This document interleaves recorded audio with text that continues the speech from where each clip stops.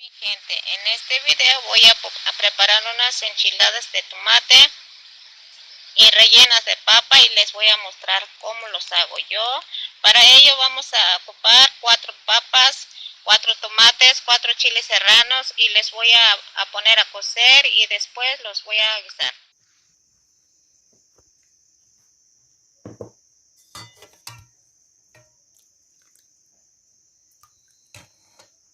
Las papas porque ya se cocieron. Los tomates también ya saqué, he hecho en la licuadora.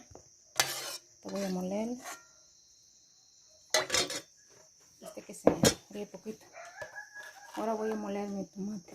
Ya tiene chile. Ya voy a moler mi tomate.